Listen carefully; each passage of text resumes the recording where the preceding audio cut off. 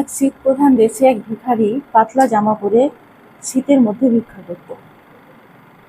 তো এক পথচারী যেতে যেতে তাকে জিজ্ঞাসা করলো যে শীতের মধ্যে তোমার কষ্ট হয় না?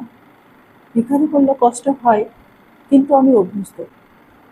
কিন্তু তবুও লোকটা দয়া দেখিয়ে বলল যে ঠিক আছে, আমি তোমার জন্য শীতের বস্ত্র, জুতো এগুলো নিয়ে আসবো। ভিখারি তেমন কিছু রিয়াক্ট করলো না, লোকটাও এই বলে চলে গেল। কিছুদিন পর কাজে কাজে সে লোকটা ভুলেই গেছিল। হঠাৎ একদিন এসে জানতে পারলো যে ওই ভিখারি নাকি মারা গেছে। কিভাবে মারা গেছে? প্রচন্ড শীত সহ্য করতে না পেরে মারা গেছে। এখন প্রশ্নটা হচ্ছে এটাই যে যেহেতু সে শীতে অভ্যস্ত ছিল, তাহলে কেন মারা গেল? আসলে সে মনের জোর হারিয়ে ফেলেছিল।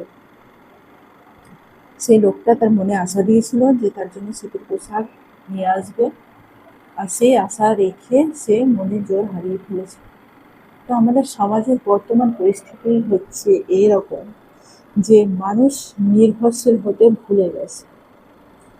সরকারি ৩,০০০ টাকার জন্য পশ্চিমবাংলায় যে বিক্ষোভ চলছে, আমি দেখে তা অবাক। আমি এখানে জ্ঞান দিতে আসিনি, তবে আমি এটুকুই বলতে চাই যে কেন হয় তোমরা কি স্বনির্ভর হতে ভুলে গেছো? তোমরা কি কিছু করে আয় করে খেতে পারবে না? সামান্য ৩,০০০ টাকা অনুদানের জন্য এই যে পথে ঘাটে তোমরা নেমেছো, এটা মোটেই আমার মনে হয় না যে ঠিক হচ্ছে।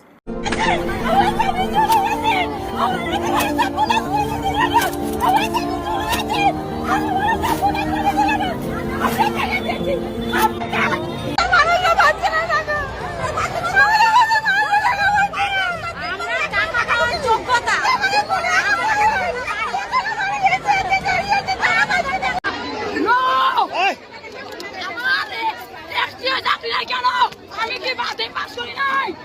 তুমি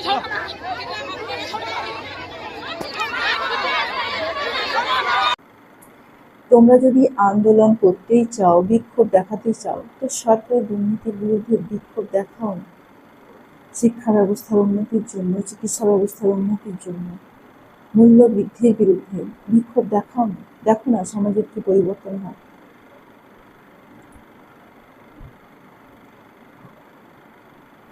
কিচ্ছু বলার নেই আমার। কথাটা যদি আমি ঠিক বলে থাকি, তো অবশ্যই আমার ভিডিওটা শেয়ার করো, লাইক করো।